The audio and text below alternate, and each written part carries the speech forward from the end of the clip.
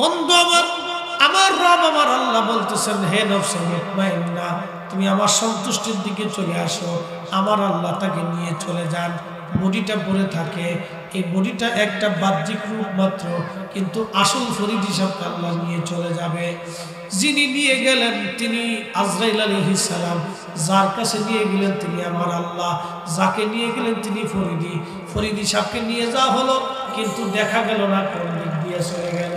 যে নিয়ে গেল তারও দেখা গেল না, যার কাছে নিয়ে গেল তাকেও দেখা গেল না। যেই কালে নিয়ে যাবে সেই কালও আমরা দেখি নাই, কিন্তু চলে গেছে এটা বাস্তব। যিনি নিয়ে গেলেন তিনিও বাস্তব, যার কাছে নিয়ে গেলেন তিনিও বাস্তব, যে জগতে নিয়ে গেছে সেই জগৎও বাস্তব। তার মানে আল্লাহ বাস্তব, আখিরাতও বাস্তব, আজরাইলও বাস্তব, মৃত্যুটাও বাস্তব, নফস যে নিয়ে চলে গেল অরিজিনাল সেটাও বাস্তব। কি কথা কম না কেন? ঠিক না?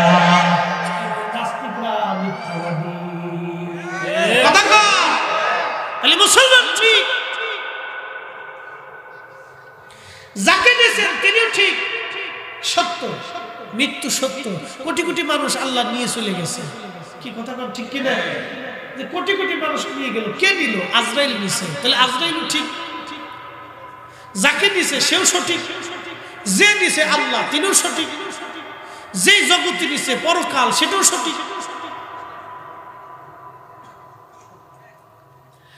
এই জন্য আল্লাহর কোরআন বলল, কুল ইন্নাল মাউতাল্লাযী তাফিরুনা মিনহু ফাইন্নাহু মুলাকীকুম।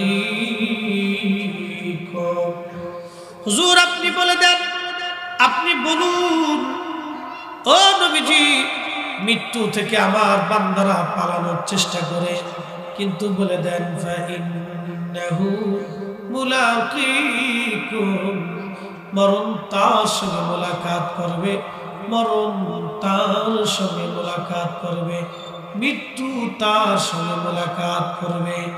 1450 বছর আগে আল্লাহ বলেন মরণ মোলাকাত করবে, আজ পর্যন্ত কেউ মোলাকাত বিহীন নাই। সব মানুষের সঙ্গে আল্লাহ মোলাকাত করেছেন, এখন আমাদের সঙ্গে মোলাকাত করবে। এখন আমাদের সামনে পালা এসে গেছে, পালানোর কোনো রাস্তা নাই। ও সভাপতির মুসলমান, পালানোর কোনো রাস্তা নাই। একদিন মাটি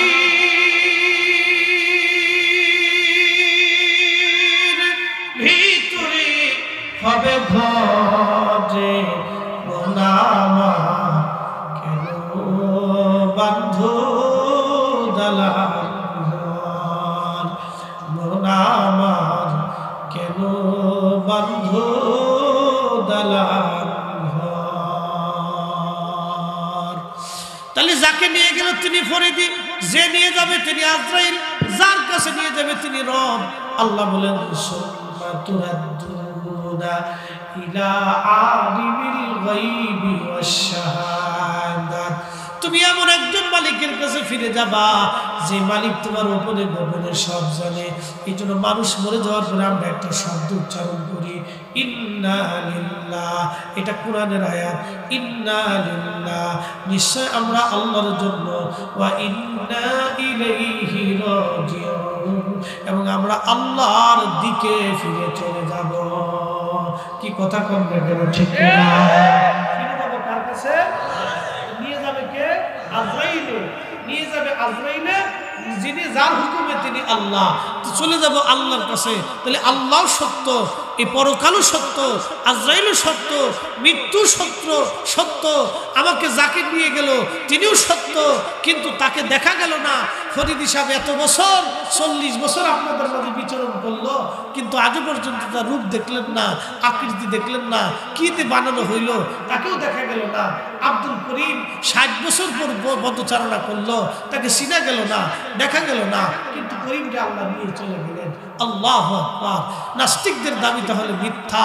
আল্লাহ, তাহলে আল্লাহর সৃষ্টি নিয়েই যেখানে মৃত্যু দেখা গেল না, যিনি নিয়ে গেল তারে দেখা গেল না, যাকে নিয়ে গেল তাকেও দেখা গেল না, তাহলে তুমি যদি সৃষ্টিকেই দেখতে না পারো, তাহলে সৃষ্টি যিনি অদৃশ্যকে সৃষ্টি করলেন সেই মালিককে তুমি কেমনে দেখতে চাও? তার মানে বোঝা গেল তিনি আমাদের চক্ষুর বাহিরে, তিনি আমাদের ধারণার বাহিরে, কিন্তু তিনি সত্য, তিনি মালিক, তিনি খালিক, তিনি রব, তিনি স্রষ্টা, তিনি সবকিছু করেন, একক পরিচালনা, একসাথে এক মুহূর্তে तमाम সৃষ্টিকে যিনি পরিচালনা করেন তিনি রব্বুল আলামিন, তিনি আল্লাহু আলা কুল্লি শাইইন কাদির, তিনি কুল হুয়াল্লাহু আহাদ, তিনি আল্লাহু লা ইলাহা ইল্লা হুয়াল হাইয়ুল কাইয়্যুম, তিনি সেই মহাশক্তিধারী আল্লাহু আলা কুল্লি শাইইন কাদির, তিনি আল্লাহ। আল্লাহ তাহলে মুসলমানের কাজ হচ্ছে আল্লাহর কাছে নিজেকে আত্মসমর্পণ করা, মুসলমানের কাজ হচ্ছে আল্লাহর হুকুমে নামাজ কায়েম করা, মুসলমানের কাজ হচ্ছে আল্লাহর হুকুমে রোজা পালন করা, মুসলমানের কাজ হচ্ছে আল্লাহর হুকুমে হালাল ভক্ষণ করা, মুসলমানের কাজ হচ্ছে আল্লাহর আইনে নিজের জীবন পরিচালনা করা। এই কথাগুলো ঠিক না? এই কথাগুলি আপনারা অবশ্যই বুঝে তারপরে বাড়ি পর্যন্ত যাবেন, না বুঝলে মহা বড় বিপদ, মহা মুসিবত। তাহলে মুসলমানের কাজ হচ্ছে আল্লাহকে খুশি করা, সন্তুষ্ট করা। কি কথা বলে ঠিক না? বেঠে একটু দূরে সে বলেন আল্লাহুম্মা সাল্লি আলা মাওলানা মুহাম্মদ সাইয়্যিদনা। আপনাদের কষ্ট হচ্ছে না? অসুবিধা লাগছে? বোঝা যায় তো ইনশাআল্লাহ? আচ্ছা, আমি আবার বেশি দীর্ঘায়িত করবো না, মূল আলোচনাটা একটু থিম চিন্তা করে যান। এই যুবকটা মুস্তাজাবাত দাওয়া হয়ে গেল, তার দোয়াটা কবুল হয়ে গেল। এই বাদশা তার ধরে নিয়ে বলতেছে, যুবক ভালো, তুমি ওই বিদ্যা কোথার থেকে শিখছো? বলে অমুক পাদ্রি থেকে শিখছি। তো বাদশা ওই পাদ্রিকে ধরে নিয়ে আসছে।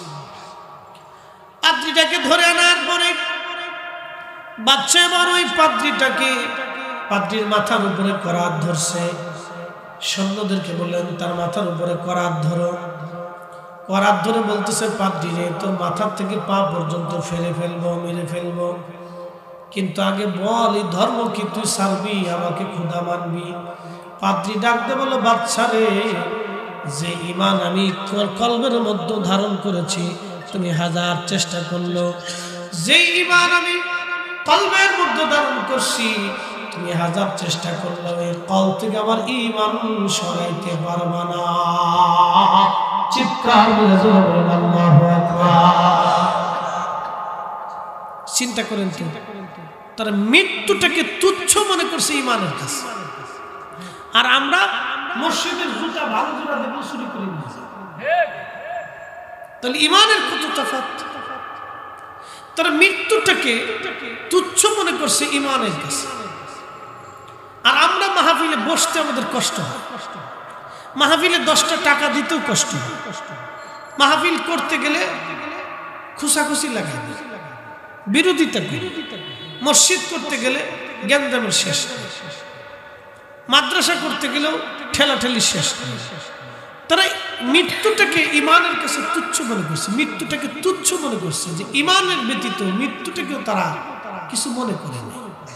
পাদ্রী বলতেছে, না, জীবন চলে যাবে, কিন্তু এই ঈমান আমি ত্যাগ করতে পারবো না। তো বাচ্চা বলে, ঠিক আছে, তার মাথা পর্যন্ত ফাটতে থাকো।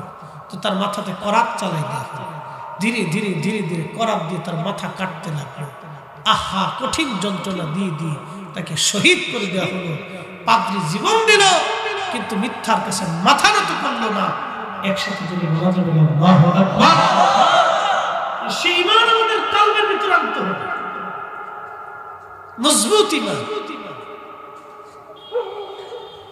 সেই ঈমানের বাহিরে আমাদের ঈমান বড় তুচ্ছ, সেই ইয়াকিনের বাহিরে আমাদের ইয়াকিন বড় তুচ্ছ।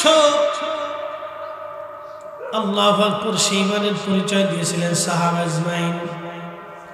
কত সাহাবীদের পিঠের চামড়া চলে গেল, জীবন চলে গেল, তারপরও সাহাবীরা ঈমান ত্যাগ করেন নাই, বেঈমানের কাছে মাথা নত করেন নাই। আল্লাহু আকবার। এবার এই বালকটাকে বলা হলো, বালক ঈমান ছাড়বি? বলে না। বাচ্চা বললো, তাহলে তাকে শোলের মধ্যে চড়াইয়া তার বুক লক্ষ্য করে তীর মেরে হত্যা করা হোক। বাচ্চার সৈন্যরা তাকে শোলের মধ্যে চড়াইয়া তার বুক লক্ষ্য করে তীর ছুঁড়ে মারে। যতবার তীর মারলো ততবার বুকের সামনে থেকে তীরগুলি ছিঁড়ে ফিরে ফিরে ওই তীরগুলি জমিনের মধ্যে পড়ে গেল, কিন্তু এই বালকের বুকের মধ্যে একটা তীরও বিদ্ধ হলো না। একসাথে বলেন আল্লাহু আকবার। قتل أصحاب الأخدود النار ذات الوقود إذ هم عليها قعود وهم على ما يفعلون بالمؤمنين شهود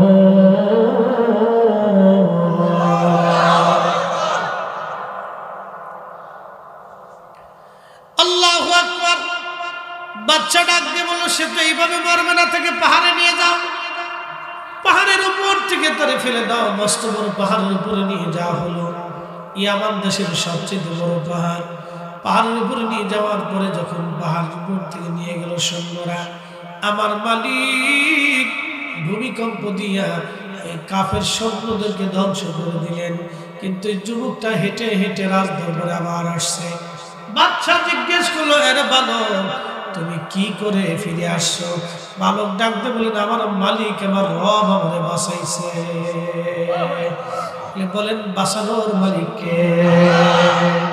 হায়াত যত সময় পর্যন্ত আছে আপনার তত সময় কোনো মৃত্যু নাই, কিন্তু হায়াত শেষ হয়ে গেলে এক সেকেন্ড থাকার আর অধিকার নাই।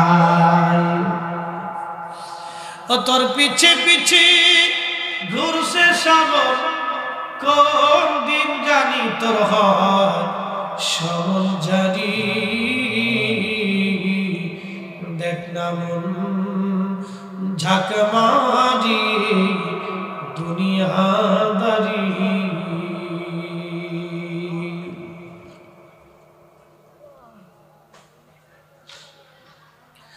এবার বাচ্চা বলল, ঠিক আছে যেহেতু তোমার আল্লাহ বাঁচাইছে, আবার দেখি কোন আল্লাহ বাঁচায়। এই কথা বলার পরে সৈন্যদেরকে বললেন, তাকে নিয়ে চলে যাও, সমুদ্রের মধ্যে ছেড়ে দিয়ে আসো। বর্তমান হুতিরা, ইয়ামানের হুতিরা যে সমুদ্র অঞ্চল নিয়ে যুদ্ধ করতেছে, ওই সমুদ্রের মধ্যে ছেলেটাকে নিয়ে যাওয়া হলো। আল্লাহ পাক সমুদ্রের মধ্যে ঝড় তুফান দিয়ে দিলেন। এই ঝড় তুফান দিয়া ওই বাচ্চার সৈন্যরা মরে গেল, কিন্তু কুদরতি ভাবে আমার মালিক ওই বাচ্চাটাকে, বালকটাকে বাঁচাই দিলেন। হেঁটে হেঁটে বালকটা রাজ দরবারে ফিরে আসছে। বাচ্চা বললেন, ইয়ামানের সেই রাজা বললেন, আরে বালক কি করে বাঁচলা? বলে আমার মালিক আমার রব আমারে বাঁচাইছে। তুখরিজুল হাইয়া মিনাল মাইয়িতি ওয়া তুখরিজুল মাইয়িতা মিনাল হাইয়্যি। আল্লাহ মরা থেকে জিন্দা বের করেন, জিন্দা থেকে আমার আল্লাহ মরা বের করেন। একমাত্র ক্ষমতার মালিক আমার আল্লাহ। কি কথা বলেন ঠিক কিনা? পৃথিবীর এত বিজ্ঞানী হইল, কোন বিজ্ঞানের বিজ্ঞান আজ পর্যন্ত মায়ের পেটের মধ্যে মরা বাচ্চা জিন্দা করতে পারে নাই। পারছে? মায়ের পেটের ভিতরে মরা বাচ্চা জিন্দা করতে পারছে? পারে নাই, পারে নাই, আর কখনো পারবে না। একমাত্র মালিক আল্লাহ ছাড়া। বাচ্চা আবার বলে, আরে বালক তুমি কি মরবা না? কাহা মরবা? কিভাবে? বিরাট বড় প্রান্তরে সমস্ত ইয়ামানবাসীদেরকে জমা করবা, আমার শুলের মধ্যে চড়াইয়া বিসমিল্লাহি রাব্বি হাযাল গোলাম বলে তুমি আমারে তীর ছুঁড়ে মারবা, তাহলে আমি মারা যাব। নতুবা আল্লাহর নামে তীর না ছোড়া পর্যন্ত তুমি আমারে মারতে পারবা না।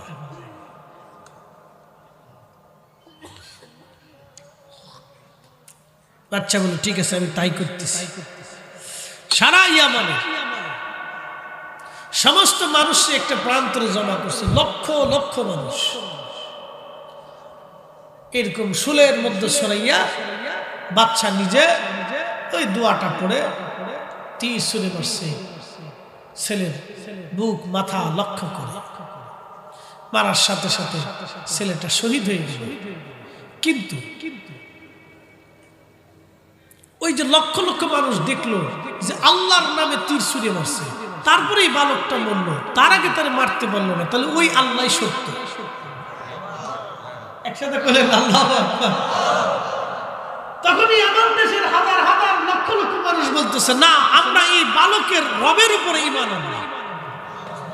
আরেকটু জোরে, আরো জোরে। যেহেতু আল্লাহর নামে তীর ছুঁড়ে মারার কারণে আমাকে মারা গেল, তাহলে ওই আল্লাহ সত্য। ওই আল্লাহ কি? হাজার হাজার ইয়ামানবাসী সঙ্গে সঙ্গে কালেমা পড়ে মুসলমান হয়ে গেলেন। বাদশা এবার বললেন, হায় হায়, কিসে? আর আমি মাহফিল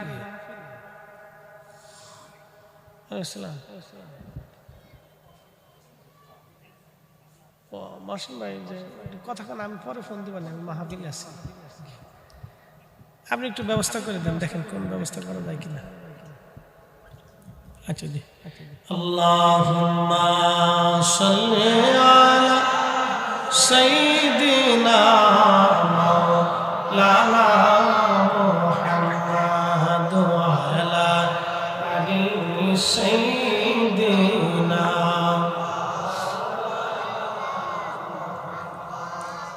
এবার হাজার হাজার লক্ষ লক্ষ মানুষ কালেমা পড়ে মুসলমান হয়ে গেল। বাদশা বলল, হায় হায়, মারতে চাইলাম একটা, কালেমা পড়লো হাজার হাজার। এই জন্য ওরা যতই নাস্তিকরা আমাদের দেশে চেষ্টা করুক, আমার দেশে অপসংস্কৃতি ঢুকানোর জন্য, মুসলমান এমন একটা জাত, মরে যাবে একটা, জন্ম দিবে হাজার হাজারটা। একটা ফরিদি মারা গেল, লক্ষ ফরিদির জন্ম হবে। কথা বলেন ঠিক না?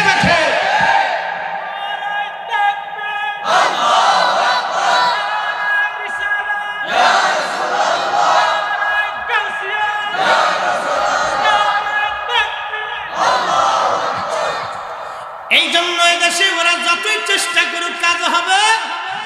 কথা বলেন, কাজ হবে না? তার বাস্তব প্রমাণ ফিলিস্তিনের হামাসের যোদ্ধাদেরকে যদি দেখেন, তাহলে আপনারা বুঝবেন ওরা মিথ্যার কাছে মাথা নত করার জাতি না। কি কথা বলেন ঠিক না?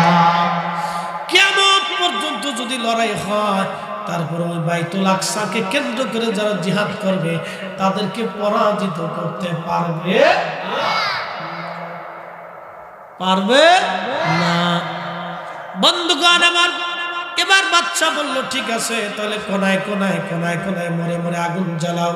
বড় বড় পরীক্ষা খনন করে, গর্ত খনন করে, ওর ভিতরে লাকড়ি টাকড়ি তেল টেল দিয়ে আগুন জ্বালানো হলো।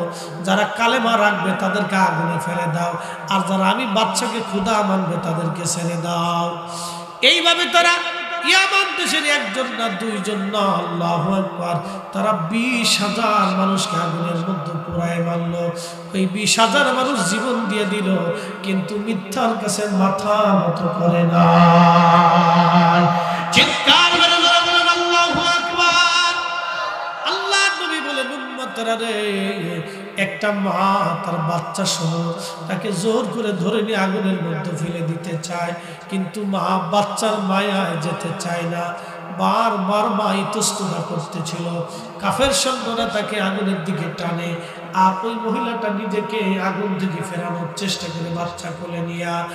আল্লাহ নবী বলেন, ঠিক এমন সময় ওই বাচ্চার জবান খুলে গেল।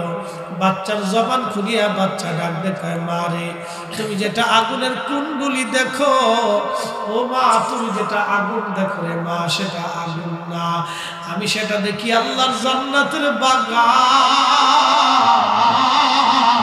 চিৎকার করে বলেন আল্লাহু আকবার। এ মা, তুমি যেটা আগুনের কুণ্ডলি দেখো, আগুন দেখো মা, পরীক্ষা দেখতেছো মা, আমি সেটা দেখি জান্নাতের বাগান রে মা। ছোট্ট শিশু বাচ্চার জবান খুলে যায়, কয়, মা রে, তুমি চিন্তা করিও না মা, ওই আগুনের মধ্যে ঝাঁপায় বলো, ওটাই জান্নাতের বাগান। সর্বশেষ এই মহিলাটা তখন বাচ্চা নিয়ে আগুনের মধ্যে ঝাঁপিয়ে পড়ে। এই 20,000 সেই কালেমা পড়নেওয়ালারা সেই দিন ইমানি পরীক্ষা দিয়ে তারা শহীদ হয়ে গেল, কিন্তু মিথ্যার কাছে তারা মাথা নত করে নাই। মুসলমান সেই জাত নিজেরা শহীদ হতে জানে, কিন্তু মিথ্যার কাছে মাথা নত হতে জানে না। কি কথা বলেন ঠিক কিনা? আর যারা যুগে যুগে পরীক্ষা দিয়ে দিয়ে মিথ্যার কাছে মাথা নত করে নাই, তারাই ছিল দামি, তারাই ছিল শ্রেষ্ঠ। আল্লাহ রাব্বুল আলামিন আমাদেরকে বোঝার তৌফিক দিয়ে আমরা জোরে আওয়াজ করে বলে আমিন। কি বুঝলেন আপনারা এই ঘটনার থেকে? ইমানি কঠিন পরীক্ষাতে তারা পাশ করছে, আর আমরা হাইয়া আলা সালাহ বলে মসজিদে যাই, হাইয়া আলা বলার ফালা বলার পরে আমরা মসজিদে ঢুকি না। আমরা 2 পয়সা বেশি লাভের আশায় সুদ খাই। এই কথা কর না কেন? কি খাবেন বলেন? আপনার সুদের টাকা দিয়ে বেগুন কিনে খাবেন, ওই বেগুন আপনি যেটা 55 টাকা দিয়ে কিনেন আর একজন এটা 35 টাকা দিয়ে কিনেন। আপনার 55 টাকাটাও যে মাটির ভিতর থেকে, ওই 35 টাকাটাও সেই মাটির ভিতর থেকে। এদেশে যারা হাজার হাজার কোটি টাকার মালিক যে বেগুন ভর্তা খায়, এদেশে গরিব মানুষ সেই বেগুন ভর্তাই খায় না। স্বর্ণ দিয়ে বানানো, আলাদা বেহেশত থেকে আসে। একই বেগুন, একই লাল শাক, একই পুঁই শাক, একই গরুর গোশত, একই ছাগলের গোশত, একই চাই, একই ভাত, একই আটা, একই রুটি, একই ডাল, একই সবজি, একই খাবার। ভিন্ন তো একটু তার ডাই মশলা বেশি, গরিবের ডাই মশলা কম। কি কথা কর না? বেশি তো হবে না, তো সামান্য একটু, তো সামান্য। তাহলে আমার কত, আমি সুদ ঘুষ খাবো না, ও কিয়ামতের ময়দানে আমি বসবো না। বুঝে আপনাকে যেতে হবে। কি পরিমাণে লভ্যাংশ হবে বলেন তো? ওই গরিব মানুষ যে টিনের ঘরের মধ্যে থাকে, আপনি হয়তো বিল্ডিং এর মধ্যে থাকেন, একই তো কথা, সামান্য একটু ডিফারেন্স। একটু বিল্ডিং আর একটু টিনের ঘর, অথবা একটু সোনের ঘর বা খড়ের ঘর বা কুড়ের ঘর। এই তো ফ্যান যেটা চলতেছে, গরিবেরটাও যেটা চলে, হয়তো গরিবেরটা একটু ঢেঙ্গুর ঢেঙ্গুর ঢেঙ্গুর ঢেঙ্গুর করে, এই তো। আর আপনারটা একটু সুন্দর দেখা যাচ্ছে, ফ্যানের বাতাস খাচ্ছেন। কি বাতাস? কি বাতাস? গরিবের টিনের ঘরের ভিতরে বাতাসটা ভালো ঠান্ডা বাতাস, আর বিল্ডিং এর ভিতরে গরম লাগে। কি কথা কর না? একতলা যে বিল্ডিং, গরমের দিনে ভিতরে শুয়ে দেখেন, জাহান্নামের ভিতরে শুয়ে দিচ্ছে। এই কি কথা কর না? ওর সাথে সোনার ঘরের নিচে আগে যে ঘুমাইছি, এটাই ভালো আছি।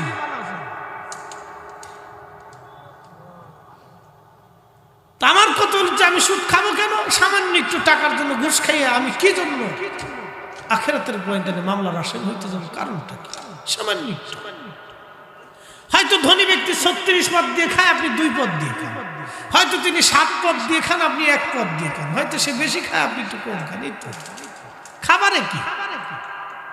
আপনি একটু হিসাব কিতাব করে দেখেন, যাতে ঘুরে ফিরে সামান্য এই 15 আর 20, 15 আর 20, 15 আর 20। কিন্তু মাঝখান থেকে সে কি করলো? হারাম খাই। হারাম খেয়ে কি করলো? আখিরাতকে বরবাদ করে দিল। সামান্য 5-এর জন্য, মাত্র 5। আপনি পরিসংখ্যান করে হিসাব করে দেখেন, মাত্র 5। মাত্র 5-এর জন্য সে আখিরাতকে বরবাদ করেছে। আর এই মাত্র 5-এর জন্য ঈমানদার আখিরাতকে মঙ্গলময় করেছে।